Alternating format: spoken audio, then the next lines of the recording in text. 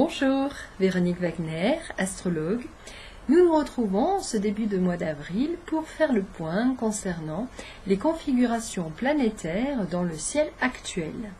Donc j'ai décidé pour ce mois d'avril d'innover un peu et de vous préparer quelques petits schémas extrêmement simplifiés, je précise,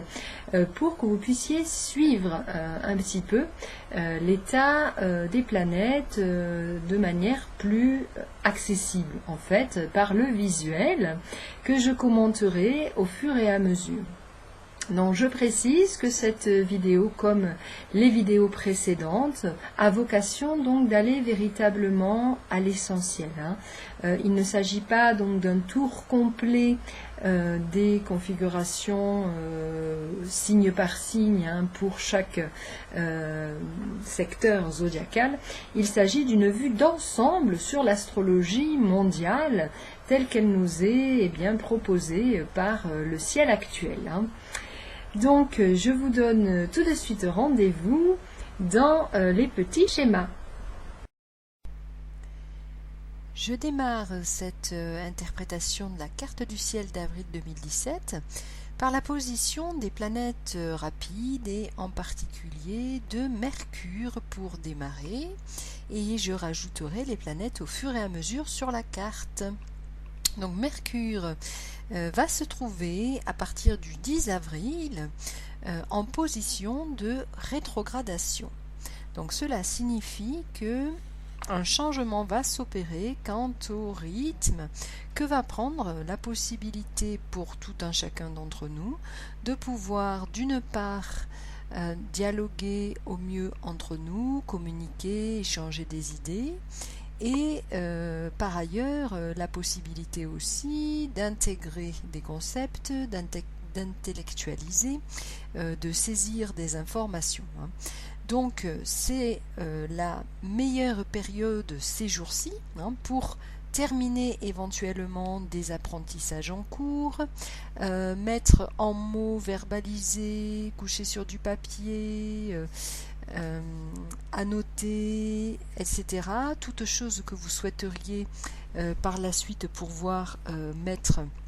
en circulation au niveau de l'information, parce que après le 10 avril, il y a un temps de latence pendant une dizaine de jours entre le 10 et le 20, durant laquelle Mercure, donc je le disais, passe en rétrogradation, c'est-à-dire que son rythme change et les apprentissages sont plus difficiles d'accès. Et de plus, Mercure sera pendant ces 10 jours encore dans le signe du Taureau, qui est un signe dont la réflexion demande plus de temps,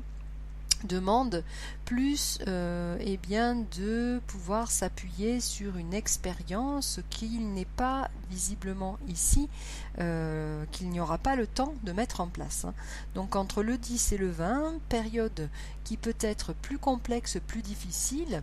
concernant d'une part la possibilité d'intégrer des informations, comme je vous le disais, de verbaliser, mais aussi dans notre communication mutuelle, parce que c'est un moment où l'info a du mal à circuler, la communication se trouve comme bloquée, donc il en va ainsi pendant quelques jours, et puis à partir du 20 avril, Mercure repasse dans le signe du Bélier, dans sa rétrogradation, qui étant un signe de feu, malgré la rétrogradation, va quand même permettre davantage de possibilités de faire circuler l'information, communiquer entre nous. Donc ce mois d'avril marque une rétrogradation qui va durer ensuite plusieurs mois. Donc autrement dit, là, les quelques jours qui restent avant le 10 avril, ce sont finalement les meilleurs jours pour tout ce qui est de l'ordre de exprimer quelque chose qu'on aurait besoin d'exprimer, donner une information ou mettre en circuit finalement des idées que l'on souhaite ensuite pouvoir développer. Donc bien entendu, ensuite, il y a le cas par cas. Toujours, je suis ici sur le généraliste. Après, tout un chacun peut avoir dans ses propres configurations des cas particuliers. Donc ceci pour la planète Mercure. Ici, je rajoute sur le schéma la planète Vénus, qui est également une rapide, qui, quant à elle, eh bien, se trouve dans une position, actuellement, au moment où je vous parle, rétrograde, au contraire, et qui repassera, elle, en sens inverse de Mercure, dans le sens direct à partir du 16 avril. Donc cette planète Vénus qui est signifiante de tout ce qui est de l'ordre à la fois de notre vie relationnelle, affective, amoureuse, et par ailleurs de tout ce qui est de la créativité artistique, va pouvoir mieux fonctionner donc à partir de la deuxième partie du mois. Donc jusqu'au 16 avril. Qu'en est-il? Eh bien, jusqu'au 16 avril, Vénus peut se trouver donc dans une forme, dans toute relation, eh bien d'entre-deux, de quelque chose qui est inconfortable, malaisé. Donc, eh bien, la vie affective n'est pas forcément au top rendez-vous avant le 16 avril. Et puis même après le 16 avril, Vénus repassant direct, les choses se fluidifient, mais il n'en reste pas moins que Vénus est ce mois-ci carré à la planète Saturne, que l'on voit plus haut, signifiée en orange. Donc, effectivement, Vénus se trouve face à des situations où il peut y avoir de la frustration dans la vie amoureuse, où il peut y avoir des limitations, de la mise à distance, des choses pas toujours très agréables, dont eh bien, il n'est pas forcément très aisé ce mois-ci de pouvoir réellement vivre une pleine vie agréable à ce niveau-là. Pour tout ce qui est de la vie artistique et de l'expression artistique de Vénus, eh bien, c'est après le 16 avril que les choses se débloquent quand même un tant soit peu. Et donc, s'il y a des projets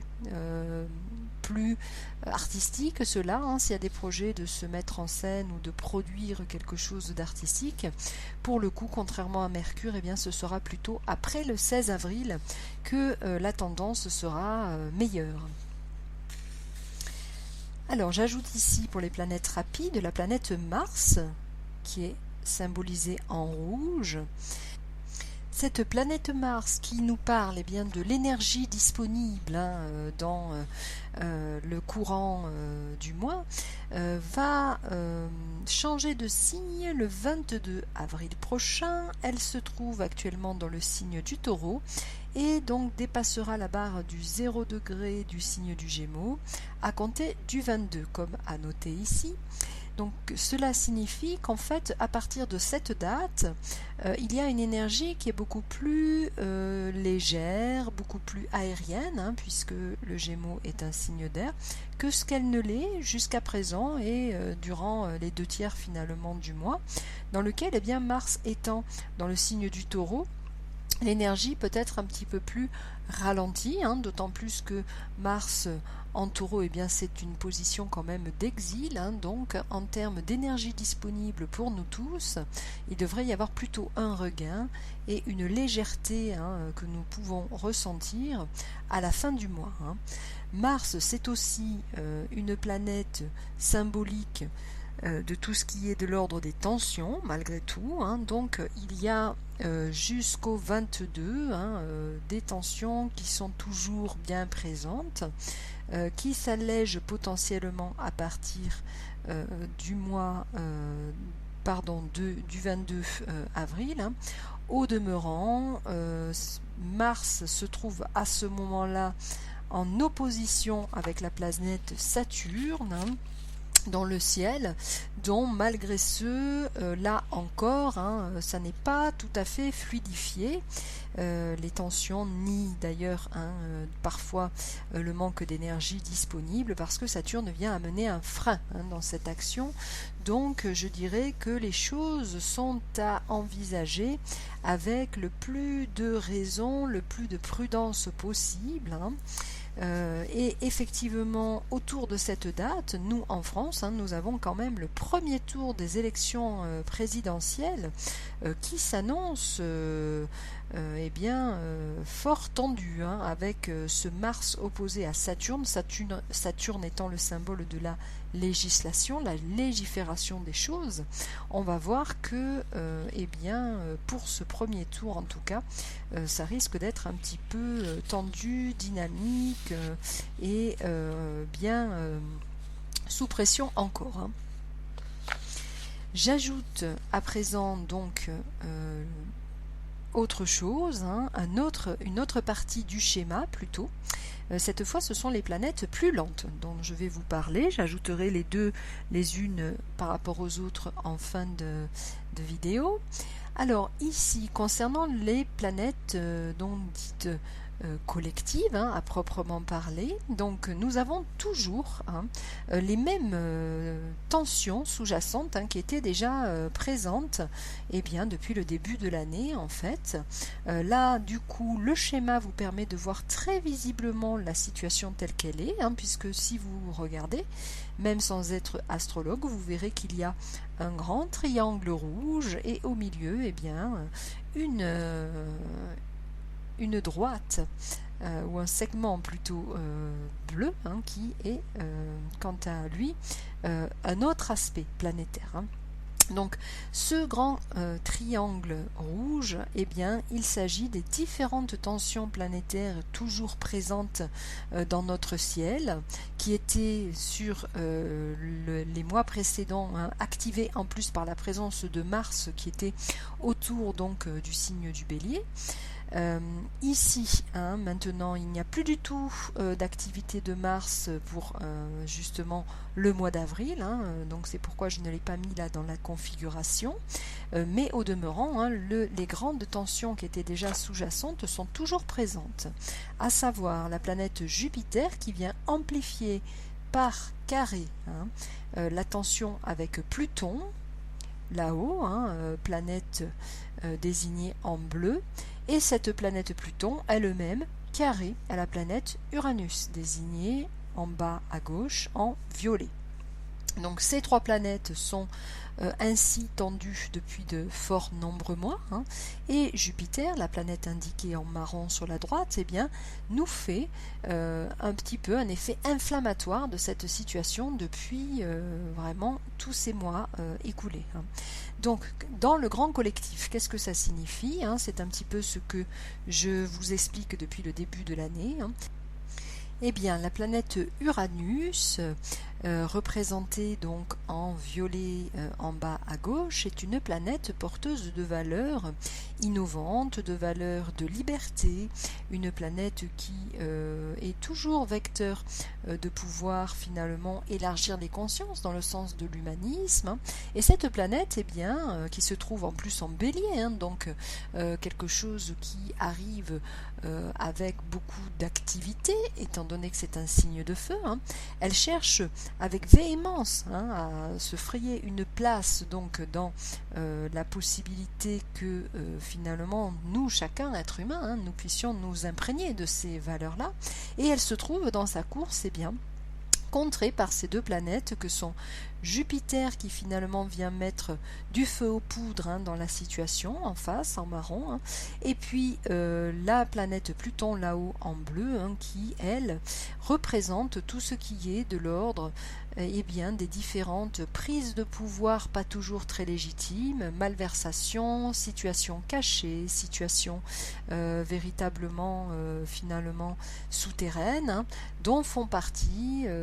vraiment les actes terroristes que eh bien, l'Europe en tout cas subit depuis ces dernières années, hein, puisque malheureusement dans d'autres pays c'est quelque chose, hein, qui est installé, hein, véritablement de manière chronique, pays dans lesquels d'ailleurs, hein, il y a une récurrence de cette planète Pluton en termes eh bien, de gouvernance et de personnages, j'allais dire, hein, qui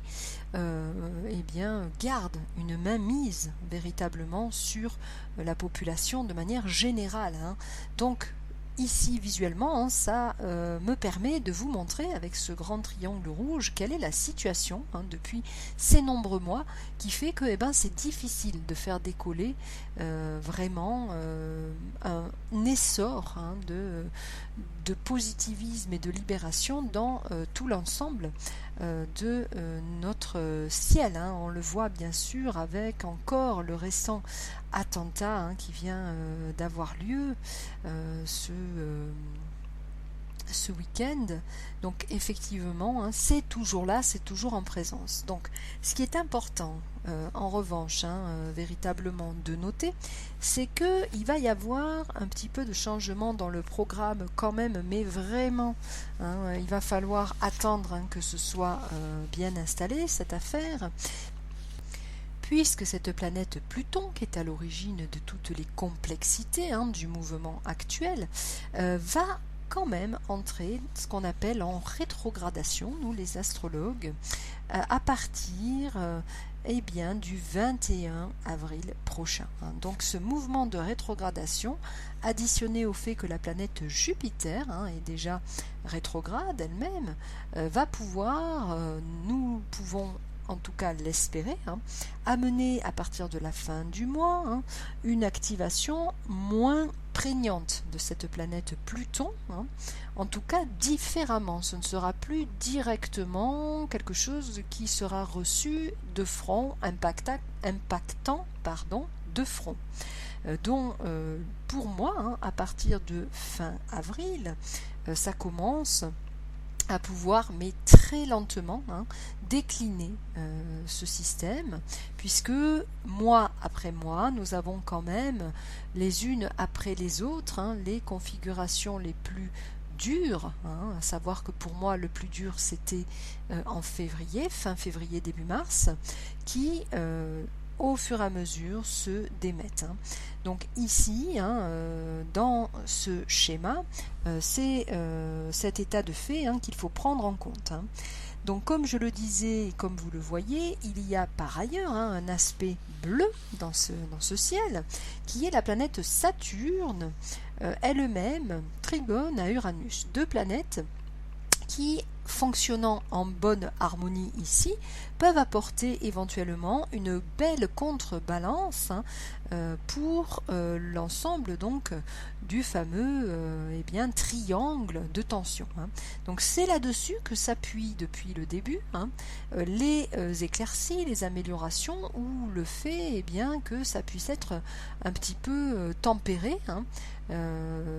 et que ça puisse avoir également des moments où on évite aussi des situations compliquées. Par exemple, encore en fin de mois de mars, il y a eu des attentats quand même déjoués, les forces de police arrivent à maintenir certaines fois des situations là où ça aurait pu être explosif. Donc nous voyons quand même que certaines fois les mouvements sont avortés ou les mouvements sont minimisés grâce à ce qui arrive là. De même, le corps judiciaire ici en France tient bon le cap par rapport aux suspicions de malversation des hommes politiques. Donc on a ici quand même cette véritable contrebalance de Saturne-Uranus qui, malgré l'ensemble de la tension, cherche à tirer vers le haut nos valeurs. Donc encore une fois, dans ce ciel, j'en appelle à la même valeur qui est cette fameuse idée d'éthique, puisque ici, vous le voyez, j'allais dire noir sur blanc, vous le voyez bleu sur rouge, c'est cet aspect de Saturne-Uranus qui peut, chacun d'entre nous aussi, à notre niveau individuel, dans cette période précise, nous aider à nous sortir par le haut des situations que nous pourrions vivre, c'est-à-dire que chaque fois que nous nous trouvons dans des situations complexes, il s'agit toujours d'être au maximum possible, hein, dans notre propre authenticité, dans nos propres valeurs, dans notre propre éthique, aussi de tirer les situations vers notre maturité, hein, notre capacité à prendre du recul sur les situations, à utiliser cette balance que nous offre Saturne là-haut, hein, pour pouvoir effectivement on va dire, hein, tempérer nos propres climats et familiaux et relationnels partout, hein, dans nos situations de vie. Hein. Au demeurant, hein, Saturne est quand même activé avec Uranus, hein, donc c'est aussi des valeurs qui se veulent innovantes, qui se veulent alternatives, qui sont au goût du jour, puisque également nous pouvons ajouter que et Uranus et Saturne se trouvent toutes deux dans ce beau trigone, hein, qui, moi j'en suis sûre, nous sauve un peu la mise, hein, et qui nous permet, hein, d'être en même temps, hein, que nous vivons toutes ces situations, chacun d'entre nous dans un cheminement où nous essayons quand même, hein, de trouver des situations alternatives à tout niveau que ce soit. Et ces deux planètes se trouvent toutes deux dans des signes de feu, hein, qui sont quand même symboles d'une énergie qui avance, qui va de l'avant, qui est active. Hein. Donc c'est encore une fois, hein, la conclusion pour moi de ce mois d'avril, que c'est sur cette valeur-là que nous pouvons nous appuyer, hein, donc cette valeur bleu sur rouge. Hein.